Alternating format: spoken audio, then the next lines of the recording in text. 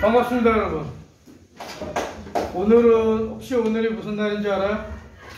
우리 교재 38쪽인가? 한번 펴봐요. 38쪽? 뭐 있어요? 안중근. 안중근 기념일. 폈어요?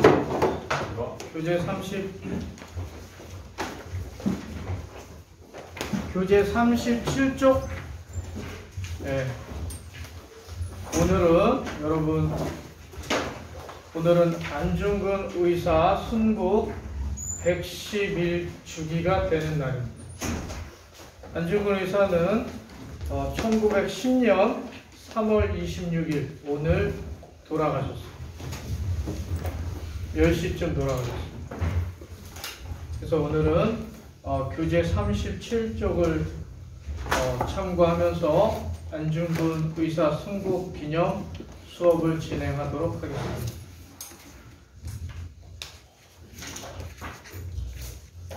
먼저 준비한 영상 잠깐 볼까요?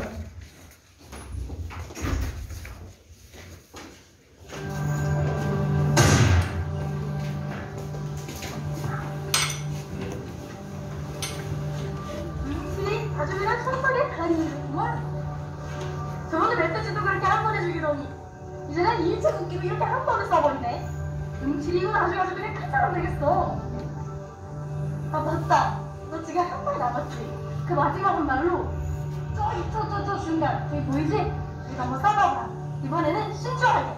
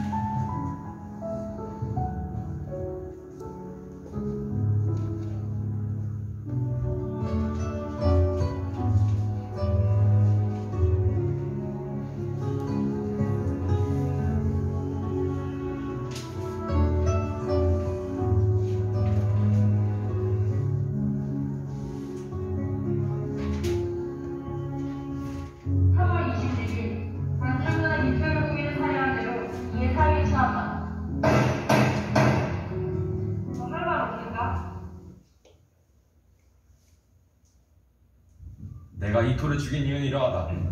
한국의 이비당 오르시에 한 죄요. 고종을 폐위시킨 죄요. 5조약과 7조약을 강제로 맺은 죄요. 무고한 한국인들을 학살한 죄요.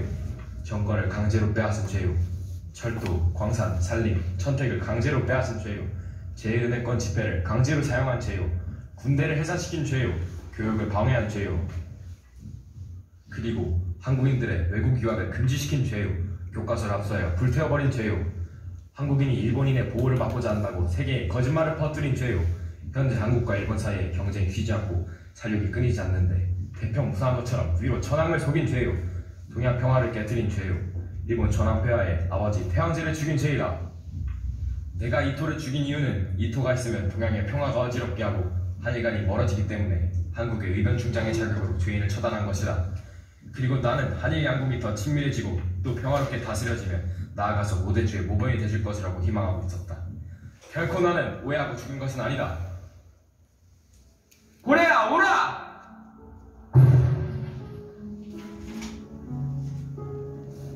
나도 두려웠다. 어머니가 보고 싶었고 아내가 보고 싶었고 자식과 가족들이 보고 싶었다. 조국에 돌아가 평범한 삶을 살고 싶었다. 하지만 다시 그렇게 살지 못한다는 것을 알기에 더욱더 마음을 굳게 먹는다.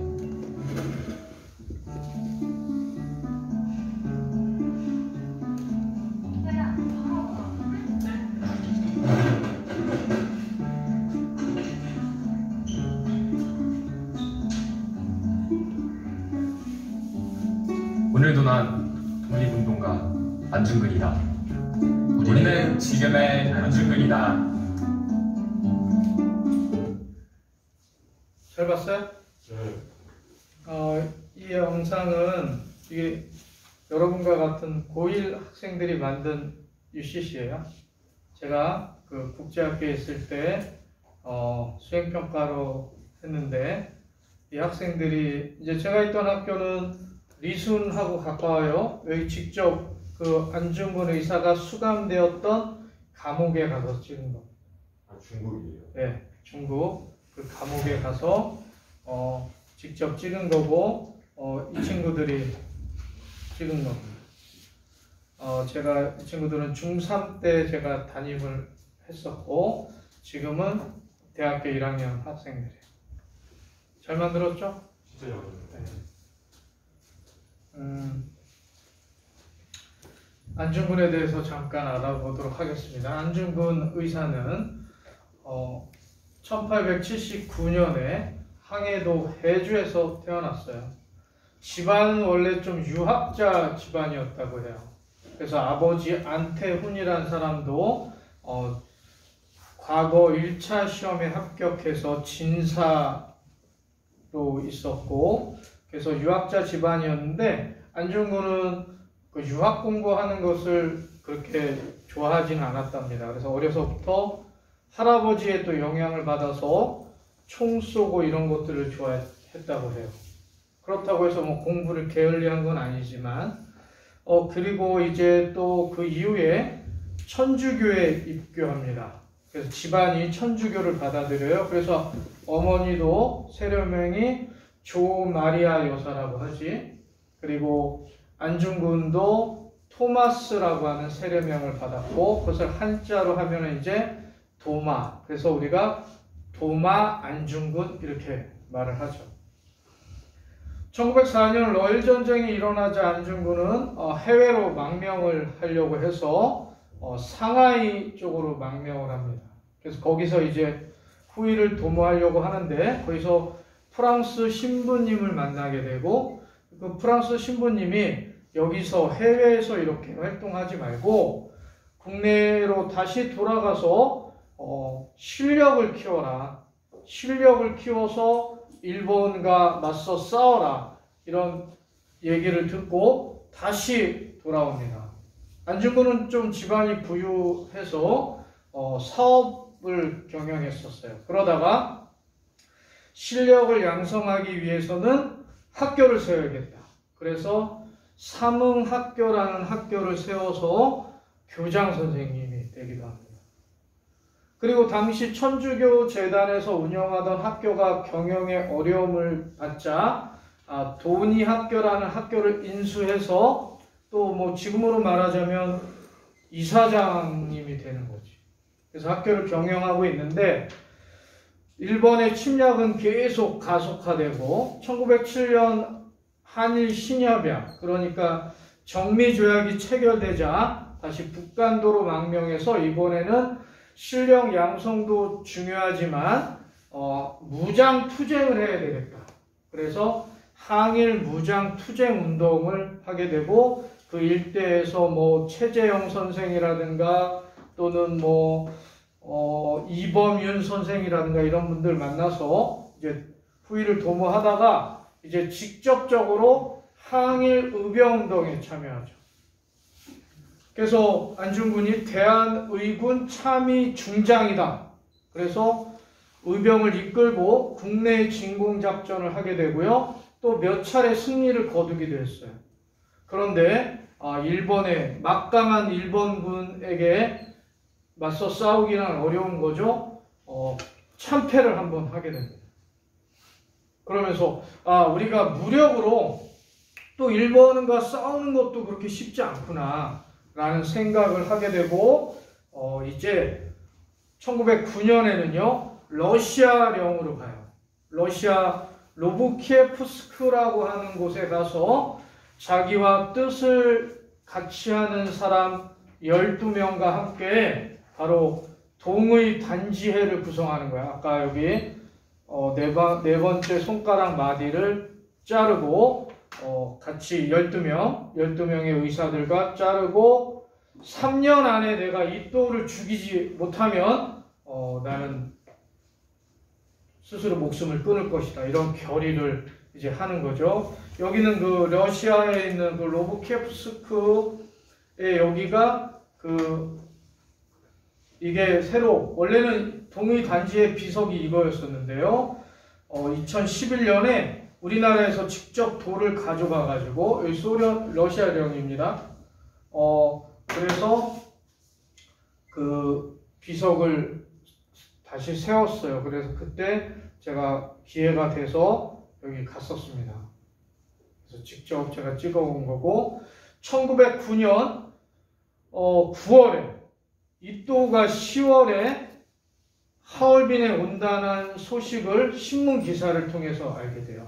대동공보라고 하는 신문 기사를 통해서 이또가 북만주 철도 부설건을 러시아랑 협상하기 위해서 코코체프라고 하는 러시아 사령관을 만난다라는 것을 뉴스를 듣고 우덕순, 조도선 이런 분들과 함께 그러면 우리가 이 기회에 이또를 처단하자 하는 것을 하게 되지. 여기가 바로 하얼빈역입니다. 2011년 제가 직접 가서 찍은 사진이에요. 이게 이제 평일 낮이었는데요. 하얼빈은 흑룡강성, 헤이룽장성의 성도죠. 중심 도시예요. 아주 평일 오전인데도 사람이 아주 많지. 2층에 있는 뭐 식당에서 이제 아침밥을 먹기 위해서 이렇게 한번 내다봤더니 이런 광경이 있어서 제가 찍었습니다. 지금 하얼빈에 가면 이 모습은 없어요. 몇 년 전에 2018년인가에 제가 또 갔었는데 하얼빈역을 대대적으로 보수했어요. 다 허물고 다시 지었어요. 지금 이런 모습 아니고 이 모습은 뭐 조금 변화는 있었지만 안중근이 이또를 죽일 당시의 모습과 거의 흡사합니다. 이제 여기 보면 여기 이또가 있어요. 이또가 이제 코코체프라고 하는 러시아 그 사람과 1909년 10월 26일 오전 9시에 하얼빈역에 도착했습니다. 안중근 의사는 하얼빈역에 있었고요. 또 우덕순, 조도선 선생은 혹시 하얼빈역에 안 올 수도 있으니까 하얼빈역 바로 전 역이 최가구역이라고 하는 건데 거기서 이제 기다리고 있었다가 또 어떤 사람의 밀고자에 의해서 잡히고 이제 안중근은 여기서 기다리고 있는데 저 멀리서 이또와 같이 생긴 사람이 이제 내려오니까 총을 쏘죠.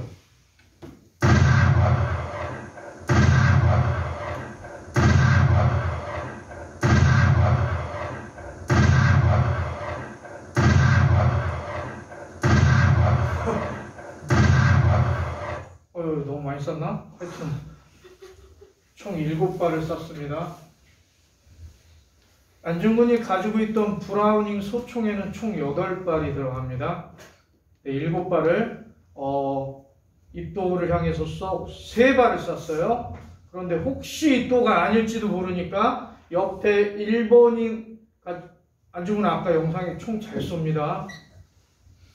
연습 안 한 거 뭐 연습도 하셨겠지? 잘 쏴요. 그래서 또 이또가 아닐지 모르니까 옆에 있던 1번 사람 같은 사람을 또 2발씩 또 쐈어요. 그래서 총 7발을 쏘고 1발이 남아있었지. 왜 남아있었을까? 자살. 보통 사람들은 그렇게 말하죠. 그건 사실이 아닙니다. 안중근은 자살할 이유가 없어요. 안중근이 재판받을 때 뭐라 그랬습니까? 나는 대한육군 참의 중장 안중근이다. 일본과 지금 우리는 전쟁 중이다.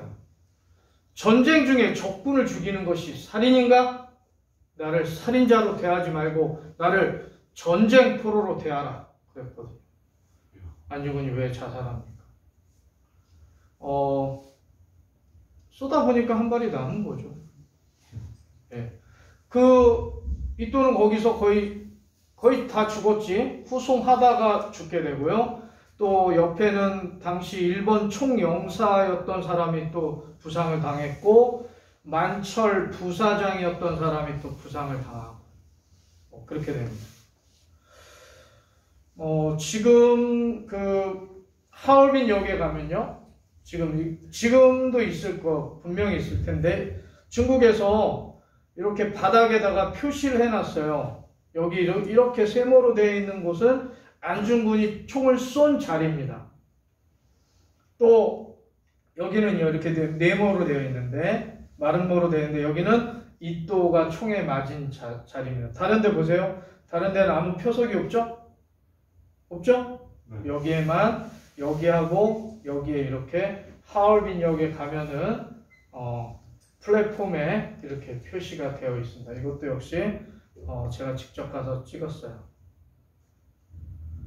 그리고 이제 거기서 바로 체포당하죠. 안중근은 현장 체포당해서, 당시 하얼빈은요, 지금도 그렇지만 중국 땅인데요, 당시 하얼빈은 러시아령이었어요. 러시아의 조개 지역이었습니다. 여기에 일본 총영사관이 있었어요. 이 건물이 지금은 할빈시 무슨 소학교, 그러니까 초등학교 건물인데요, 당시 이 건물이 할빈 일본 총영사관이었습니다. 그래서 이게 있는데, 이게 여기에 이렇게 써 있어요. 안중근 의사가 수감되었던 간방. 요 지하에 바로 안중근 의사가 잡혀 있다가 이제 11월에 만주 관동군 사령부가 있는 리순으로 이제 압송이 되죠. 여기는 러시아령이니까 재판받고 하려면 이제 관동군 관할로 이동해야 되니까 지금의 리순으로 이동을 하게 됩니다. 그래서 리순 감옥, 리순 일라 감옥 구지. 그러니까 원래 리순은요, 러시아의 영이었어요. 1894년 청일전쟁이 일어나고 여기에 이제 일본이 승리해가지고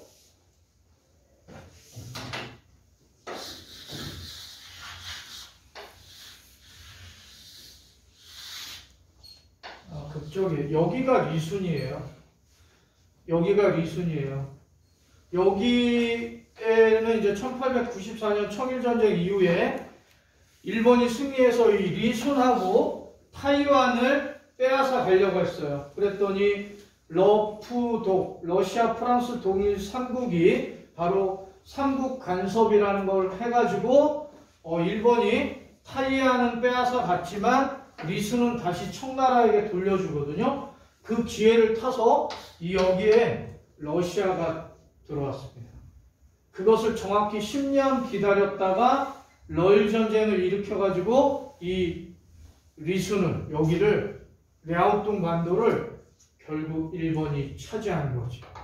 그래서 여기는 원래는 러시아 감옥이었는데 나중에 일본군 감옥으로 바뀌죠. 그래서 제목이 아는 아라사, 그래서 러시아를 뜻하지.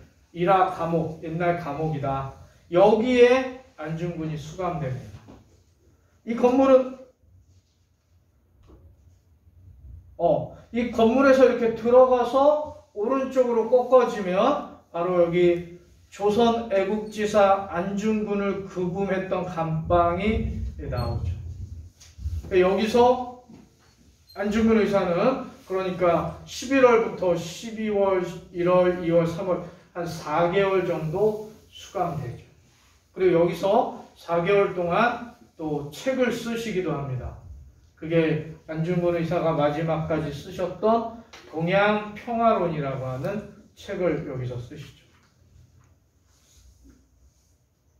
그러면서 이제 미안해요. 쌤이요? 당황하셨죠.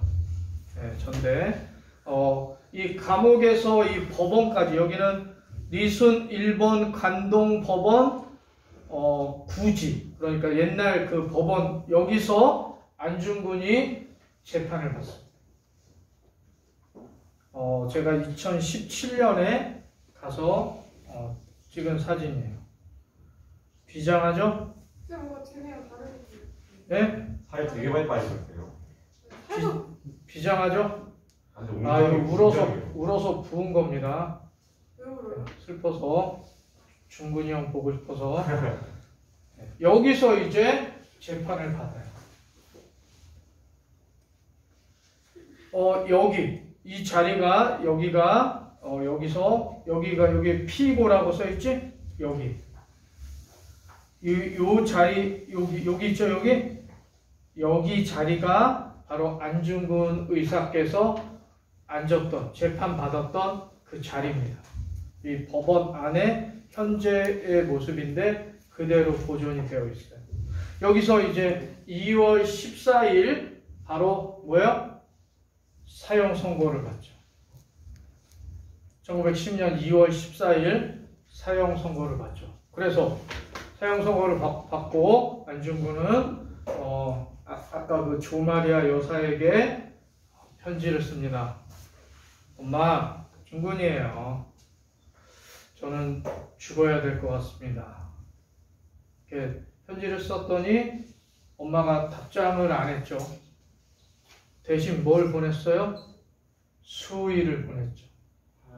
그 수의는 뭐예요? 죽는 사람이 입는 옷. 그러니까 뭐야? 어느 자료에 또 답장을 했죠. 절대, 그러니까는 상고, 그러니까 사형이 억울하다고 얘기하지 마라. 그리고 너는 죽어라. 너가 죽어야 조선이 산다. 그럼 전 좀 이해가 안 돼요. 어느 엄마가 아들에게 죽으라고 할까요? 어떤 엄마가? 어떤 엄마도 죽지 말고 살아라 하지 않겠습니까?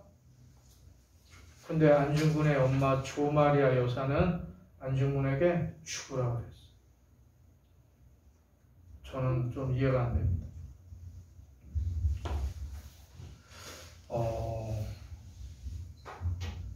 우리가 어떻게, 저는 지금 만약에 내가 나라를 위해서 죽어라 그러면 저는 절대 안 죽습니다. 내가 왜 죽어요? 내가 죽으면 모든 게 끝나는 거 아닙니까?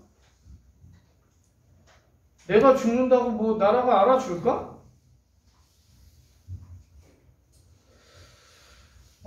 그런 부분 전 동의하고 싶진 않지만 하여튼 2월 14일 사형 선고를 받고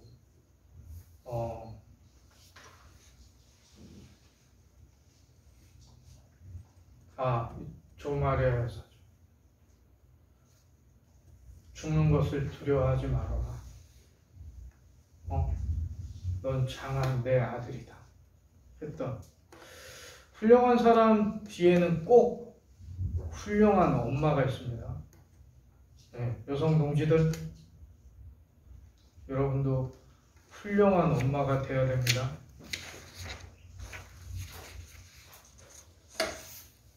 나는 어떤 엄마가 될까? 또는 나는 어떤 아빠가 될까? 그런 생각 안 해봤어요? 저는 결혼을 늦게 했습니다. 38살에 결혼해서 제 큰 아들은 이제 초등학교 6학년이에요. 아직 애기죠. 몸은 되게 커져가지고 이제 막 제가 못 드는데 아직도 애기죠. 그런데 요즘에 생각이 들어요. 나는 어떤 아들이었었지? 또 나는 어떤 아버지가 될까? 지금 내 아들에게 나는 어떤 아버지로 인식이 될까? 이런 고민을 요즘 합니다.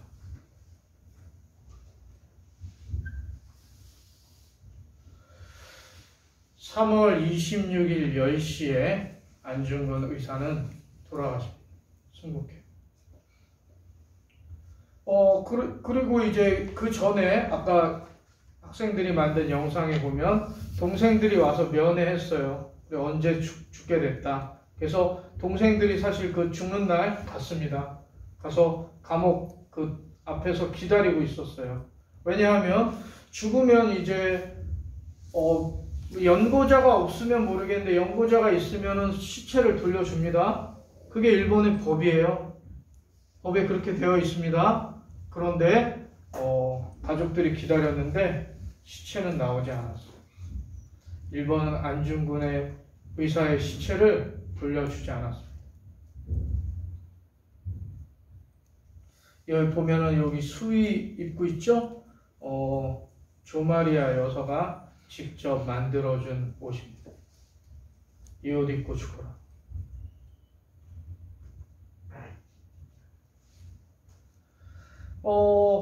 그래서 안중근 의사는요, 돌아가신 지 111년이 된 오늘도 아직 돌아오지 않았어요. 안중근 의사는 죽기 전에 유언을 했죠. 이런 유언을 했어요. 내 죽거든 하얼빈 공원에 나를 묻어두었다가 조국이 강복되거든 그때 나를 옮겨서 장례를 다시 치러다오. 조국, 강복되지 않은 조국에는 죽어서도 돌아가고 싶지 않다. 그래서 저기 하얼빈에 가면 하얼빈 공원, 조린 공원이라고 있는데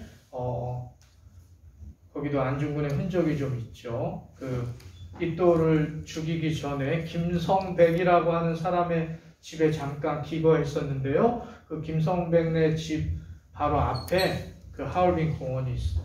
그래서 거기를 거닐면서 아마 그 이또를 죽이는 그 연습을 머릿속으로 막 하셨을 거예요.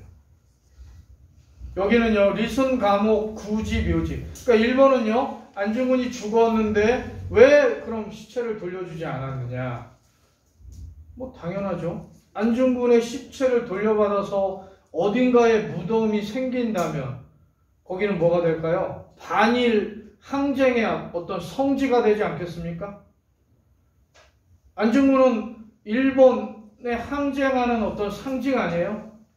이또가 어떤 사람이에요? 1868년 메이지 유신을 이끌었던 사람이고 근대 일본을 만들어낸 사람이고 그 다음에 제국주의 일본의 제일 선봉에 서서 제국주의를 이끌었던 사람 아닙니까?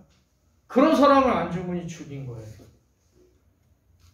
그런데 그 안중근의 시체를 돌려준다면 우리나라 사람들이 그것을 보면서 항일 투쟁의 어떤 불씨를 계속 살리지 않겠습니까? 그래서 아마도 일제는 안중근이 죽었지만 죽어서도 안중근이 두려운 거죠. 그래서 시신을 돌려주지 않고. 그럼 시신이 어디 있느냐? 일본은 끊임없이 우리가 옛날 그 감옥 묘지에 묻었다. 그 자료가 없어서 모르겠다. 지금도 그러고 있어요. 거짓말이죠. 일본은요, 자료의 귀신들입니다. 어떤 작은 것들도요, 만들어내면 자료를 꼭 보존합니다. 그런데 당시 일본 최고의 지도자였던 이토를 죽인 안중근을 어디에 묻었는지를 모른다? 이건 거짓말이죠. 모를 수가 없어요.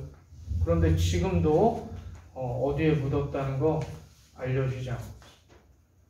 그래서 111년이 지난 지금도 안중근 의사는 돌아오지 못하고 있습니다. 1945년 이제 나라가 해방되고요. 김구 선생은요, 제일 먼저 김구 선생이 우리나라 와서 제일 먼저 한 게 당시 우리나라를 위해서 싸웠던 의사들의 무덤을 만들어주는 거예요.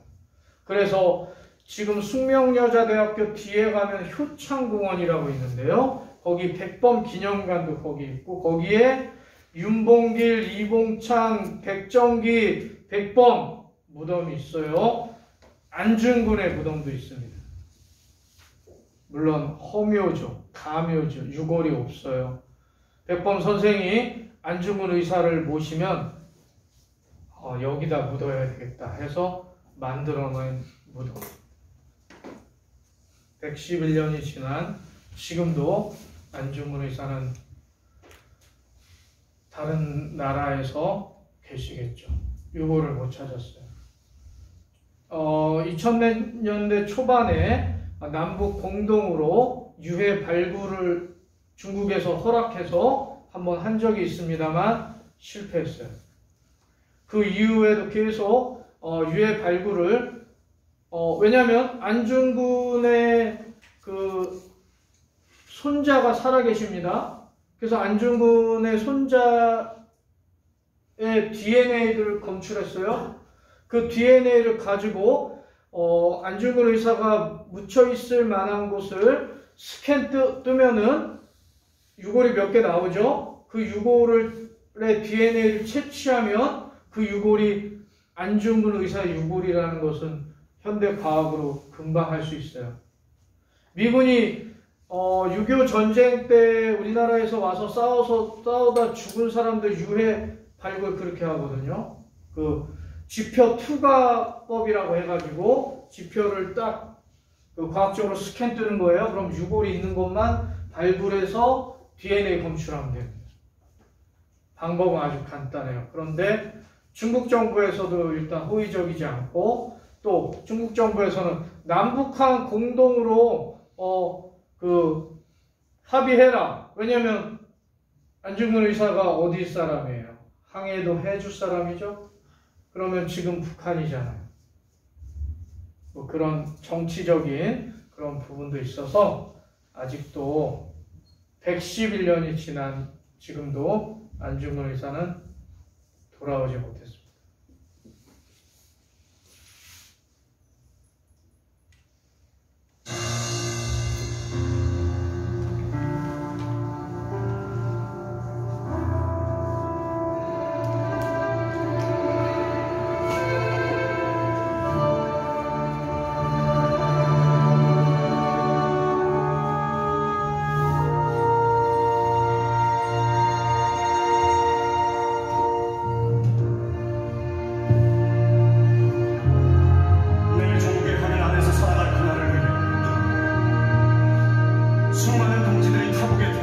마음으로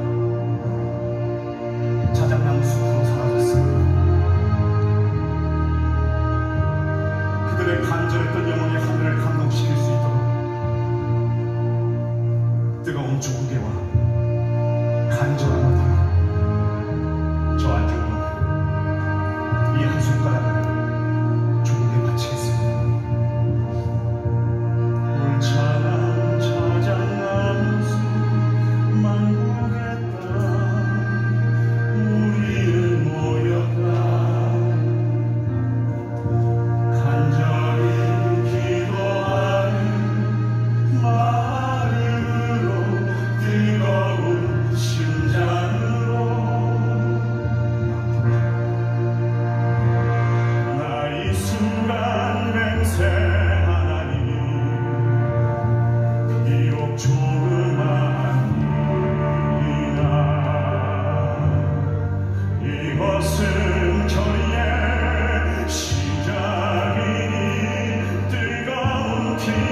맙소사